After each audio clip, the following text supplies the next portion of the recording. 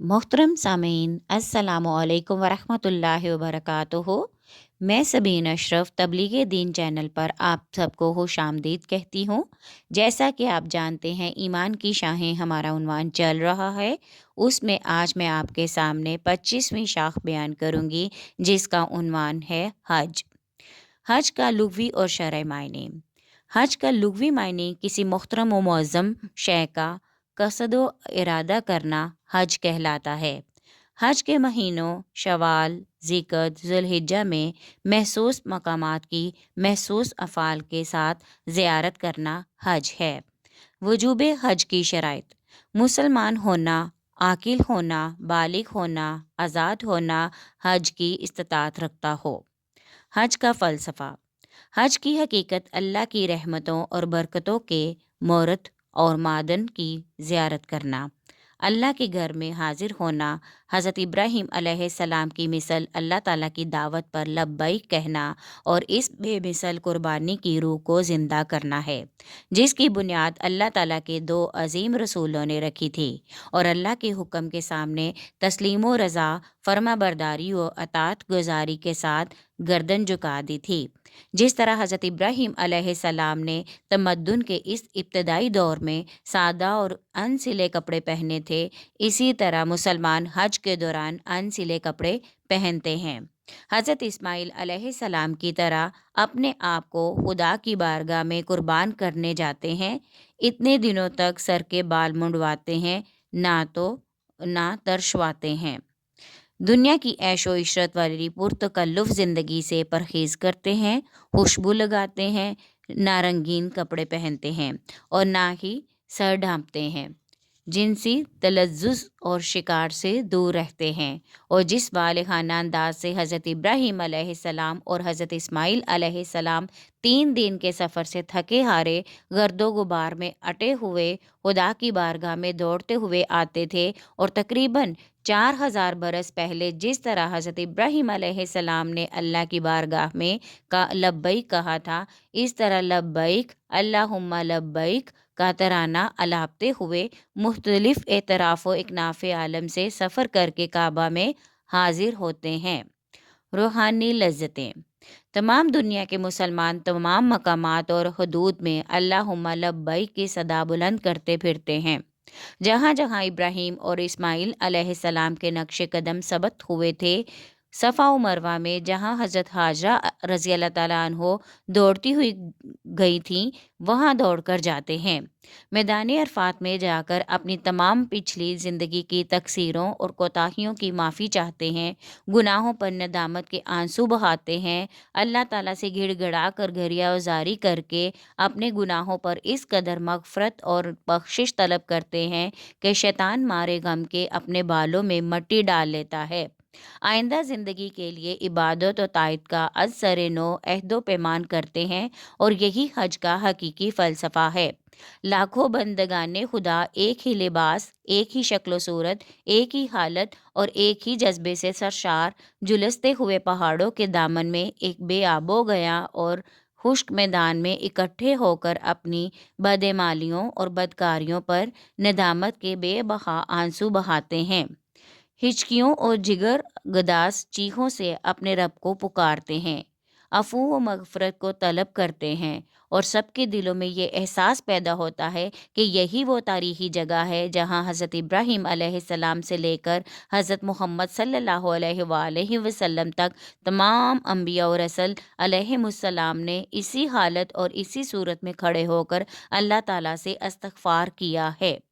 ये रूहानी मंज़र ऐसा असर व कैफ और सूज़ो गदास पैदा करता है जिसकी लज्जत सारी उम्र याद रहती है।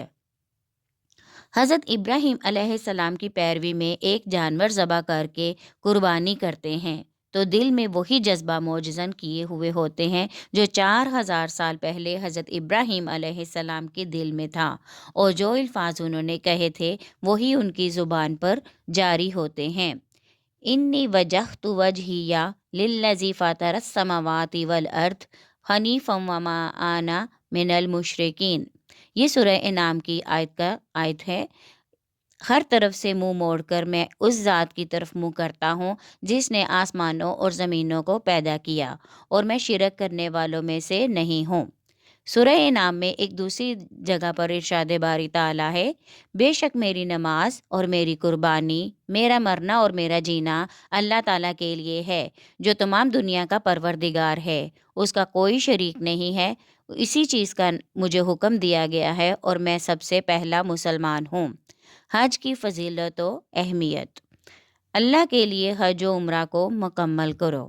حضرت علی رضی اللہ تعالیٰ عنہ سے روایت ہے کہ نبی اکرم صلی اللہ علیہ وآلہ وسلم نے فرمایا، جس شخص کے پاس سفر حج کا ضروری سامان ہو اور اس کو سواری میسر ہو تو بیت اللہ تک پہنچا سکے، پھر وہ حج نہ کرے تو کوئی فرق نہیں کہ وہ یہودی ہو کر مرے یا نصرانی ہو کر مرے۔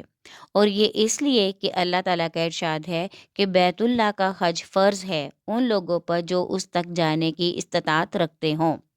حضرت عبداللہ بن مسعود رضی اللہ تعالیٰ عنہ سے روایت ہے کہ نبی پاک صلی اللہ علیہ وآلہ وسلم نے فرمایا، حج اور عمرہ ساتھ ساتھ کرو، دونوں فقر و محتاجی اور گناہوں کو اس طرح دور کر دیتے ہیں جس طرح لوہار اور سونار کی بھٹی لوہے اور سونے چاندی کا میل کچیل دور کر دیتی ہے، اور حج مبرور کا صلہ اور ثواب تو بس جنت ہی ہے۔ حضور صلی اللہ علیہ وآلہ وسلم نے فرمایا، حج اور عمرے پر جانے والے خدا کے خصوصی مہمان ہیں، وہ خدا سے دعا کریں تو خدا قبول فرماتا ہے، اور مغفرت طلب کریں تو بخش دیتا ہے۔ نبی اکرم صلی اللہ علیہ وآلہ وسلم کا ارشاد ہے کہ خدا ہر روز اپنے حاجی بندوں کے لیے 120 رحمتیں نازل فرماتا ہے۔ ان میں سے 60 رحمتیں ان لوگوں کے لیے ہوتی ہیں جو بیت اللہ کا طواف کرتے ہیں، 40 ان کے لیے جو وہاں نماز پڑھتے ہیں، اور 20 ان لوگوں کے لیے جو صرف کعبہ کو دیکھتے رہتے ہیں۔ آپ صلی اللہ علیہ وآلہ وسلم نے فرمایا، جس نے حج کیا اور وہاں کوئی فسق و فجور نہ کیا تو وہ گناہوں سے اس طرح پاک ہو گیا جیسے اس کی ماں نے اسے ابھی جنا ہے۔ حضرت علی رضی اللہ تعالیٰ عنہ فرماتے ہیں کہ یہ آیت وَلِلَّهِ عَلَى النَّاسِ حِجُّ الْبَيْتِ مَنِ اسْتَطَاعَ إِلَيْهِ سَبِيلًا نازل ہوئی تو صحابہ کرام رضی اللہ تعالیٰ عنہ نے عرض کی، یا رسول اللہ صلی اللہ علیہ وآلہ وسلم، کیا ہر سال فرض ہے؟ آپ صلی اللہ علیہ وآلہ وسلم خاموش رہے۔ پھر عرض کی گئی، کیا ہر سال؟ آپ نے فرمایا نہیں، اور فرمایا، اگر میں ہاں کہہ دیتا تو ہر سال واجب ہو جاتا۔ اس پر اللہ تعالیٰ نے یہ آیت نازل فرمائی، اے ایمان والو، ایسی چیزوں کے بارے میں نہ پوچھو کہ اگر تم پر ظاہر کر دی جائیں تو تمہیں بری لگیں۔ حج کے اقسام۔ حج کے 3 اقسام ہیں۔ افراد اس طریقے کو کہتے ہیں جس میں حج کا احرام باندھا جاتا ہے۔ عازم حج اس میں عمرہ نہیں کرتا بلکہ وہ صرف حج ہی کرتا ہے۔ قرن وہ طریقہ جس میں عازم حج و عمرہ کا ایک ساتھ احرام باندھتا ہے اور مکہ مکرمہ پہنچ کر پہلے عمرہ کرتا ہے، پھر حج تک احرام کی حالت میں رہتا ہے، پھر اسی احرام سے وہ حج کرتا ہے۔ تمتع وہ طریقہ جس میں 2 رکعت نفل پڑھ کر پہلے عمرہ کی نیت کی جاتی ہے اور مکہ معظمہ پہنچ کر عمرہ کیا جاتا ہے، پھر احرام کھول دیا جاتا ہے اور عام کپڑے پہن لیے جاتے ہیں، اور 8 ذو الحجہ کو جب حج کرنے جاتے ہیں تو دوبارہ پھر احرام باندھ لیا جاتا ہے۔ میقات کی تعریف اور میقات احرام۔ میقات اس مقام کو کہا جاتا ہے جس سے آگے بغیر احرام باندھے گزرنا منع اور ناجائز ہے۔ میقات احرام 5 ہیں۔ اہل مشرق کے لیے ذات عرق، اہل مغرب کے لیے جحفہ، اہل مدینہ کے لیے ذوالحلیفہ، اہل یمن کے لیے یالملم، پاکستان و ہندوستان کے لیے یہی میقات ہے۔ اہل نجد کے لیے قرن۔ میقات پر کیا عمل کیا جائے؟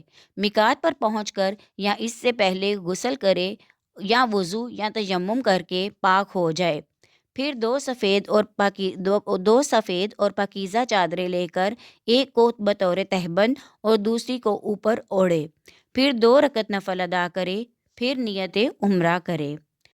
یا اللہ، میں عمرے کا ارادہ کرتا ہوں، اسے میرے لیے آسان فرما دے اور مجھ سے قبول فرما۔ اگر حج کی دعا مانگنی ہو تو لفظ عمرہ کی جگہ حج لے آئے، پھر تلبیہ کہے، लब्बैका अल्लाहुम्मा लब्बैका ला शरीका लाका लब्बैक इन्नल हम्दा वन नेमता लाका वल मुल्क ला शरीका लक। अदाब तवाफ़।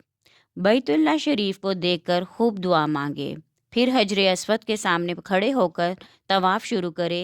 दायां कंधा नंगा कर ले, चादर को बाएं बगल में ले।